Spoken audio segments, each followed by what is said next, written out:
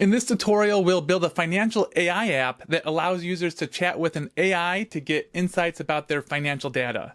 We'll use Retrieval Augmented Generation, or RAG, to incorporate the financial data with the AI, and also use Auth0 Fine-Grained Authorization, or FGA, to control access to financial data.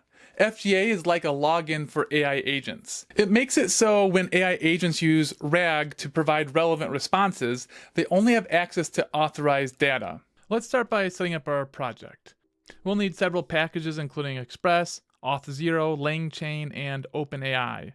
And note that Auth0 provided a grant to make this course possible. So let's initialize our app with npm init, and then we will install all the packages we need. And really quick, I want to make sure you know about Auth0's upcoming Dev Day on June 18th of this year. It's a great free virtual event for those who want to learn more about identity in AI. And speaking of Auth0, let's install some more packages, including this Auth0 AI LangChain and a bunch of other things that's going to help us with our RAG. So I got this open in Visual Studio Code, and we're going to need an env file. And we'll start with our API keys for OpenAI and Auth0. Now, there's actually two types of Auth0 authentication that our application is going to have. One is for the user authentication, and the other is the FGA, which is basically the authentication for our AI agent. So to get our Auth0 API information, we're just going to have to create an account or log in. So to set up our authentication with Auth0, you're going to go to Applications and Create Application. And then you're just going to go and fill this out with your app name. It's going to be a single page web application, and you're going to go through this. I've already created mine. So I'm going to go into the settings here, but eventually you're going to have a domain, your client ID, the client secret. These are all different things you're going to need. You're also going to have to enter your allowed callback URLs, and this is the one we're using here. And we got some, you can put your allowed web origins, allow logout URLs. The main thing we're going to need though is putting in your allowed callback URLs, and you can save that. And then you can get your OpenAI API key just from the OpenAI website. So I'll fill that in off camera. So now let's create our helpers.ts file.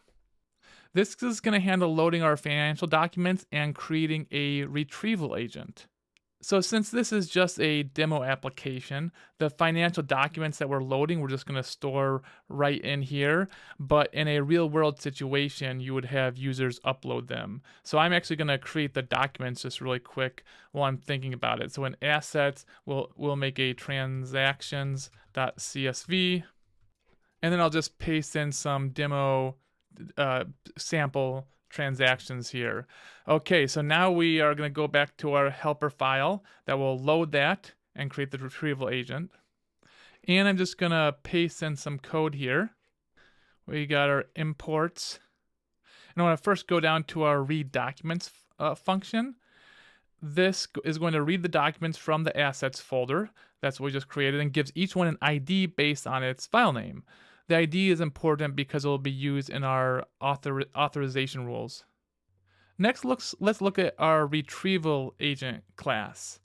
This handles querying with our AI with authorization enabled tools. So the retrieval agent is a wrapper class that encapsulates a LangChain React agent. Its purpose is to create an AI agent that can use tools to answer questions, provide methods to query this agent with simple questions or conversation history, and process responses in a format suitable for our chat interface. So we can see this create method here.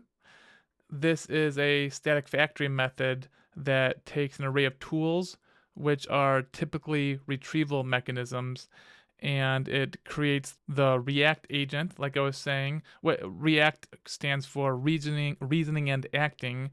It creates that from LangChain, and then we can configure it here with the OpenAI model, the provided tools, and the instructions to use, which are answer questions based only on information you access through the provided tools.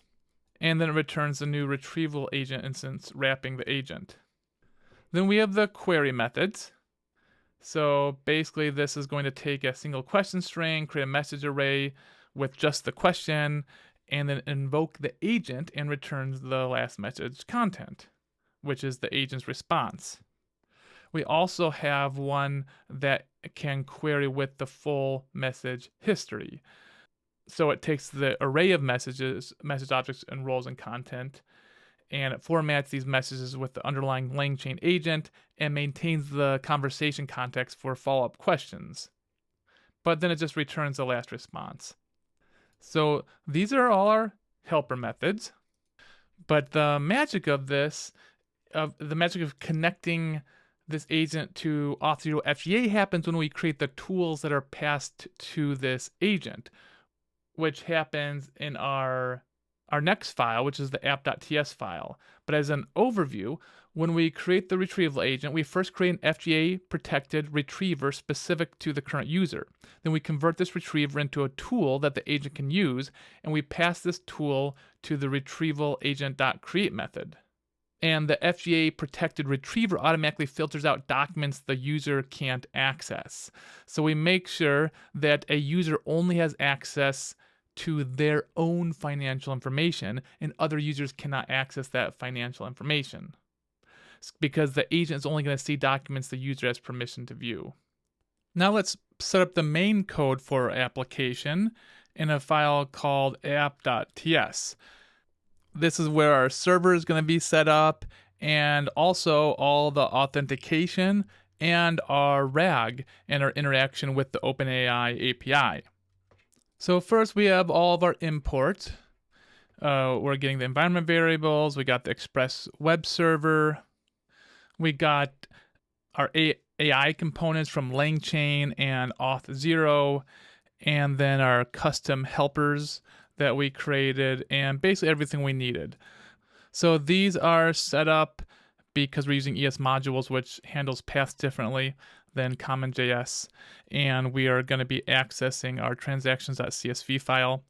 So we're going to configure Auth0 with our environment variables, and then we're going to set up our Auth0 strategy using Passport, which is just going to help with our authentication, and then configure session serialization and deserialization to store data.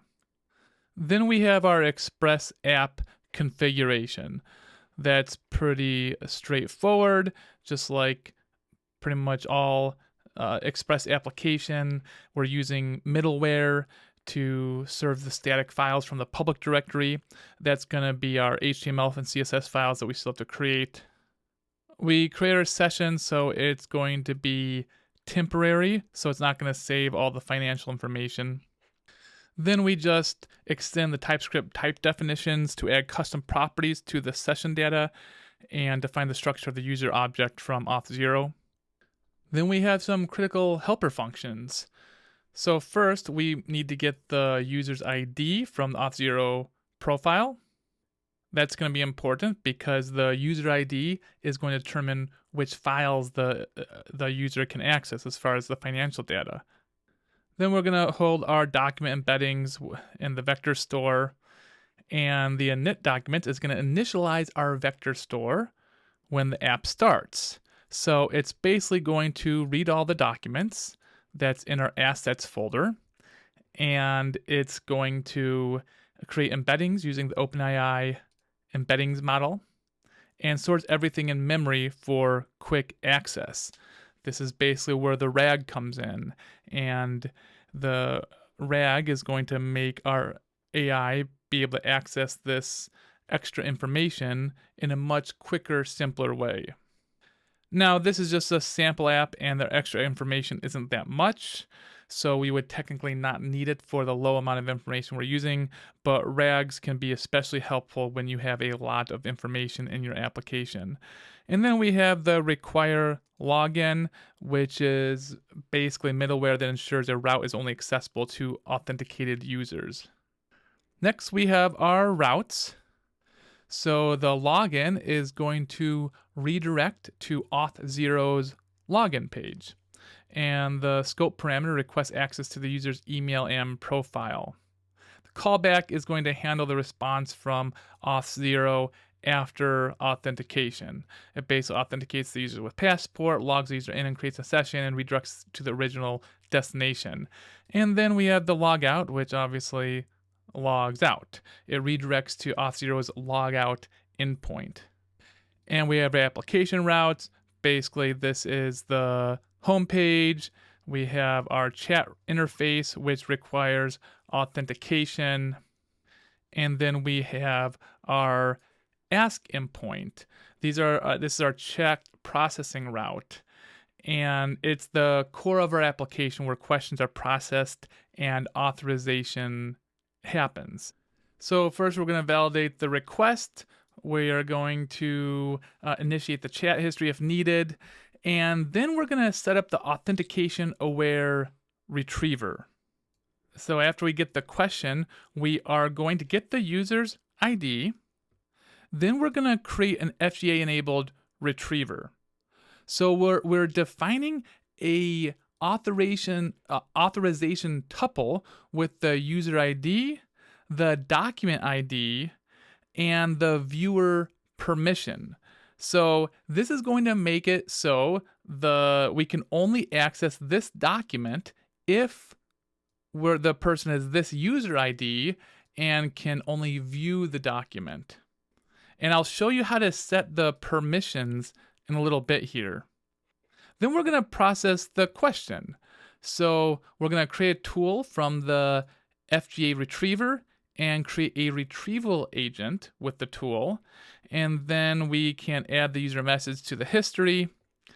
And then we're going to query the agent with the full chat history. And then add the response to the history.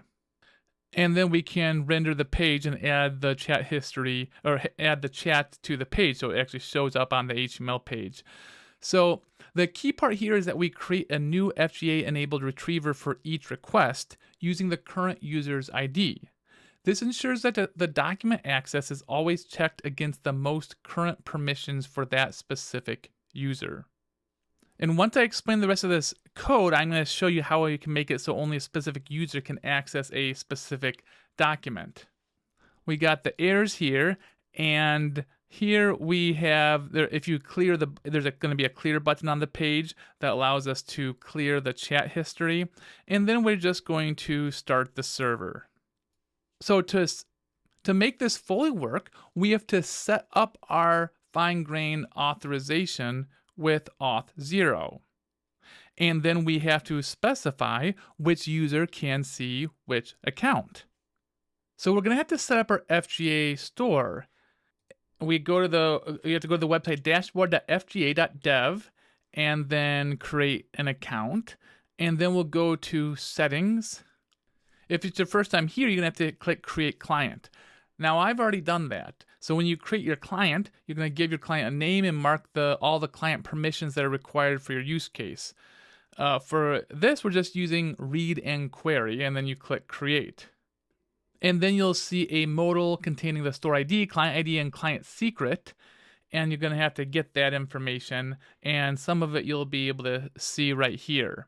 And then we have to update the model information. So we're going to go to Model Explorer, and you're going to want to update the model so it looks just like this.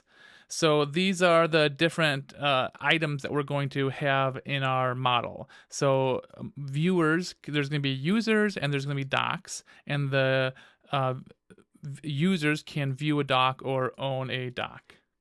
And then we just save this. So now to access public information, we'll need to add a tuple. This is basically where we show which user can access which information. So I'm going to go to tuple management, and you're going to click add tuple. Now this is the one we need to add for this. So I have my user, and my user is this one right here. We're saying that this user can access the transactions document. This name right here is the name of this file right here, because we created our file IDs just with the file names.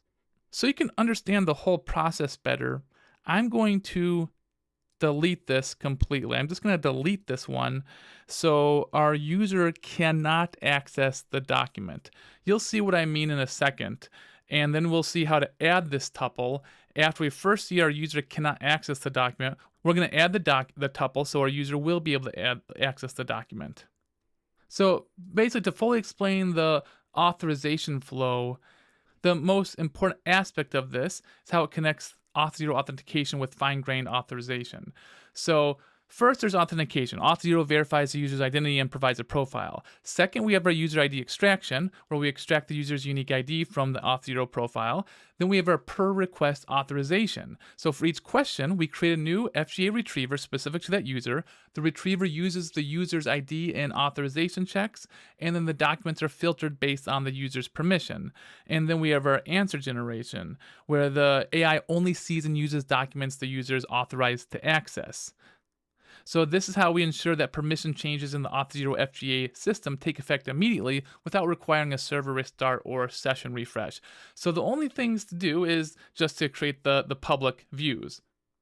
So let me create views/index.ejs. And I won't go into all this in detail, but it is basically the HTML for our website. It's pretty straightforward with all of our buttons. And then we're also going to create public/styles.css. And then we just have our CSS. All the code is accessible in the GitHub, so if you want to check this out in detail. Okay, now we'll just do npm start. Okay, we're at localhost 3000, and here's the site. So we can log in, and I'll just log into my account, and I can say, tell me about my finances. I don't have access to your personal financial information. That's because we have to add the tuple. We deleted the tuple that gave us access. So I'm going to add a tuple. I have to put in the user ID. So let me show you how we're going to get the user ID. So back in our logs for our server, it says processing request for a user, and then it's going to give my user ID right here. So after it logs in, we can actually get the user ID, and then we can just paste in the user ID here, and then we're going to a document, and the document is called transactions. And then we can set up as a viewer and add tuple. And now I can go back to my AI, and now I'll say, yes, you do. Tell me about transactions. Okay, see, now it actually gives me my recent transactions, and it's getting right from that file. And I can even ask about the transactions, which are discretionary. Discretionary expenses are those that are not essential and can be adjusted or eliminated based on personal preferences. Based on the transactions provided, here are the discretionary expenses. So it's now giving me some analysis based on my bank transactions. Now I'm just going to now log out of my account, and I'm going to log into a different account. And now I'm logged into a different account, and I can say, tell me about my finances. And now it's going to say I don't have access because this account we have not given access. And we can see now it's processing requests for a different user ID. Now this is just an MVP product. If you are going to make a production application, you're not going to want to add these manually. So you can write code that's going to give access to specific users to specific documents, and then you don't have to add them manually in the web interface. Also, in a production environment, you're not going to just put the file right here. You would make it so the users can upload their own files. But this basically shows how you would create an AI application where someone can learn about their financial information, and we can make sure all the financial information stays secure and is not accessible by anyone else.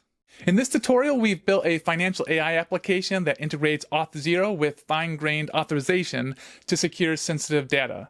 By connecting user identity to document permissions, we ensure that AI only accesses information the user is authorized to view. This pattern is useful in many types of applications. Thanks for watching, and don't forget to sign up to attend Auth0 Dev Day on June 18th. I'm most excited about a session called Building and Deploying Remote MCP Servers, because I think MCP is going to be a huge thing in tech over the next few years.